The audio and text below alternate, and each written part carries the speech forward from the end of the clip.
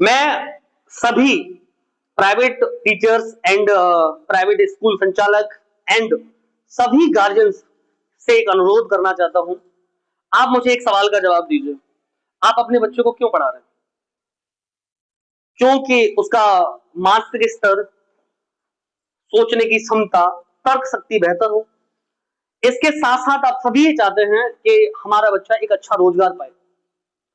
उसमें से कई सारे बच्चों का विचार ये भी होता है कि मैं आगे चल के सर एक टीचर बनना चाहता हूँ। बहुत सारे बच्चों का अपना भावना मतलब अपना-अपना उद्देश्य होता है। तो सबके दिमाग में रहता है कि मैं सोशल सर्विस करना चाहता हूँ, समाज सेवा में मैं एक अध्यापक बनना चाहता हूँ। ठीक है। आज फ़ोन पर आप मोबाइल चला रहे हैं, मोबाइल चलाते-चलाते कई सारे एड्स आ रहे हैं। उस एड्स में आप देखिए, न्यूज़ चैनल जैसे 4-5 लोग डिबेट के तौर पे बैठे होंगे, उसमें कह रहा होगा कि स्कूल भेजता था बच्चों को, वहाँ कुछ नहीं सीखा। एक बगल में बैठा होगा, वो कह रहा होगा मेरा बच्चा प्राइवेट टीचर के पास जाता था, 6000 रुपए मैंने फीस दी, कुछ नहीं सीखा। और इस ऐप से मेरा बच्चा कल ही ब्रिलियंट हो गया, एक दिन में ब्रिलियंट हो गया है। और हम टीचरों को बिल्कुल बिल्कुल सामने रख के बदनाम किया जा रहा है। हम कब तक चुप बैठेंगे? आप कब तक चुप बैठोगे? और मैं पेरेंट्स से भी कहना चाहता हूं, अगर इन्हीं एप्स के माध्यम से बच्चे पढ़ते रहे तो उनका मानसिक संतुलन, मानसिक स्थिति बिगड़ जाएगी। उनकी एकाग्रता, उनका ध्यान, आप खुद सोच लीजिए। एक बच्चा 35 मिनट की, 40 मिनट की क्लास क्यों देखेगा जब उसको 2-2 3-3 मिनट की वीडियो देखने की आदत पड़ गई है।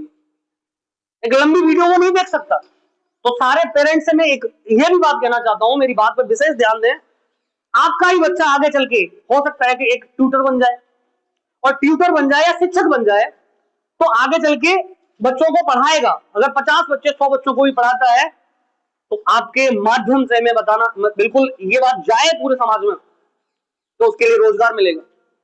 और अगर इसी प्रकार की सिचुएशन चलती रही है तो रोजगार खत्म हो जाएगा, और जो नई पीढ़ी आएगी उसके अंदर ना तो सामाजिक सद्भावना होगी, ना उनके पास बड़ों की इज्जत करने का, बड़ों का सम्मान करने का किसी प्रकार का कोई विचार नहीं होगा। क्योंकि वहां तो रोबोट पढ़ा रहे हैं। एक टीचर के पास जब बच्चा जाता है, स्कूल में जब बच्चा जाता है, उसके अनुशासन में, उसके सामाजिक डेवलपमेंट में, क्योंकि वहां कई प्रकार के बच्चे, अलग-अलग विभिन्न प्रकार के बच्चे आते हैं। सब बच्चों के साथ बैठता है, कंट्रीब्यूट करता है, सीखता है किसके साथ कैसे बात करनी है। अलग-अलग बच्चों के अलग-अलग विचार मिलते हैं।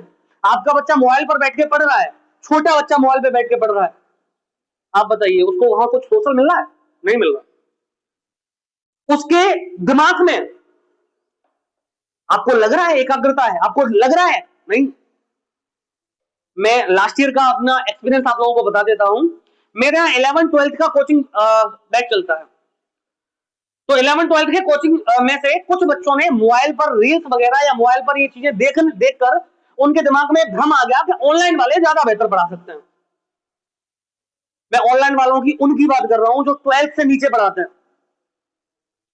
उनको ऐसा लगा तो उसमें से कम 8 बच्चों ने या 10 बच्चों ने ऑनलाइन क्लासेस कोचिंग ज्वाइन कर ली, और उन्होंने मेरे पास ऑफलाइन कोचिंग है ना, वो केवल टाइम पास के लिए आ रहे थे। वो 4 दिन आ गए, 2 दिन नहीं आए, आ तो रहे थे, उसमें से 1-2 ने बंद भी कर दी। कुछ बच्चे जो बाकी थे, मैंने कोई बात नहीं, इनको अपना इस वर्ष का एक्सपीरियंस कर लेने दीजिए। इस वर्ष रिजल्ट आया है, और वो बच्चे जिनका रिजल्ट खराब आया है केवल ऑनलाइन के चक्कर में, वो बच्चे खुद बताएंगे इस वीडियो के नीचे। उसमें से अधिकतर बच्चों का, एक बच्चे के नंबर सर 12th में आए हैं 254 जो ऑनलाइन पढ़ाई की है, एक बच्चे के 270, एक के 260।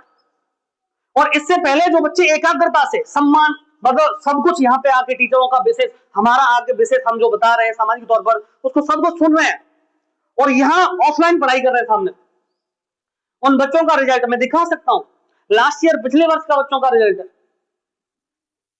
94%, 93%, 80, 85, 90। तो बहुत सारे बच्चे ऐसे थे जो बिल्कुल ऑफलाइन पढ़ रहे हैं। ऑनलाइन पढ़ के, पहला ही बता रहा हूं मैं आपको, पहला ही ऑनलाइन पढ़ गया। वही बच्चे जो ऑनलाइन वाले हैं, फिर उसके बाद जो पैसे ही रेट आया, उसके बाद बोले सर बहुत बड़ी गलती हो गई। मैंने कहा यही बात है बेटा, ये समझ बाद में आती है।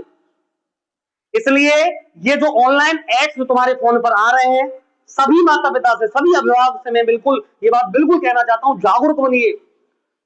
मोबाइल से केवल बच्चा गलत चीजें सीखेगा। पढ़ाई के नाम पर केवल और केवल आपको बहकाया जा रहा है।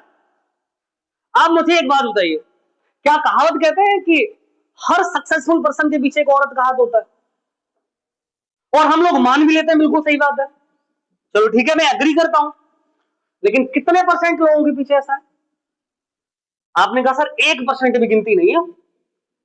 फिर मैं कहूंगा 99% बच्चे जो अपना करियर खराब कर लेते हैं, वो या तो किसी लड़की के चक्कर में या अपने प्यार के पढ़ने के चक्कर में अपना करियर खराब कर लेता है। उनकी गिनती आज तक किसी ने नहीं बताई। मैं वही चीज, वही रिलेशन समझो इस बात। मोबाइल से पढ़कर मान के चलो कोई एक बच्चा है, उसने बेहतर कर लिया, हो सकता है कि झूठ बोल रहे हैं, आप जानते हैं इस प्रकार का, हो सकता है किसी एक बच्चे ने, लेकिन बिगड़े कितने, माहौल कितनों ने खराब किया, इस बात का जवाब है किसी के पास?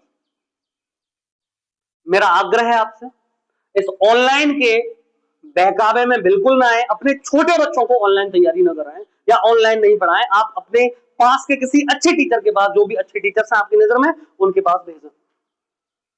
अच्छे टीचर की संख्या आज भी बहुत अच्छी है, बहुत संख्या है, आप खोजिए, मिलेंगे आपको। लेकिन बहकावे मार के कि वहां मैंने 4 साल बच्चा पढ़ाया था, मेरा बच्चा कुछ नहीं सीखा। बच्चे भी विविध प्रकार के हैं, किसी का दिमाग तेज चलता है, किसी का धीमे चलता है, लेकिन आपको ये ऑनलाइन वाले केवल बहका रहे हैं, ये ठीक नहीं है। आप अपने बच्चे को ऑनलाइन तैयारी केवल 12th के बाद करा सकते हैं। 12th के बाद ही ऑनलाइन का मैं सजेशन दूंगा। और जितने भी देश में जो टीचर्स पढ़ा रहे हैं, वो 12th के बाद ही पढ़ा रहे हैं। 12th से नीचे पढ़ाने वालों की संख्या बहुत कम है, और ये पढ़ा रहे हैं 12th के बाद नीचे और बता रहे हैं कि बेहतर होगा, तो मैं बता रहा हूं बेहतर नहीं होगा। इसके लिए आपके पास एक रास्ता है, 9, 10, 11, 12 आप सरकार से जवाब मांगिए। आने वाले विधानसभा चुनाव में आपके पास जो भी कैंडिडेट आता है, सोच समझ के उसको वोट देना, और ध्यान से। और इस मैं बता रहा हूं, ये जो प्रकार का संघर्ष हम लोग कर रहे हैं आगे की तरफ, इस संघर्ष के लिए आगे जुड़ते रहे, और मैं बार बार आपको इस बात के लिए जागरूक करता रहूंगा। सोच चैनल को सब्सक्राइब करें और शेयर करें, ज्यादा से ज्यादा ये बात लोगों के पास जानी चाहिए। डियर टीचर्स, आप लोगों को अपनी इज्जत बचाने के लिए इसको स्वीकारना पड़ेगा कि ये बात सत्य है। Thank you.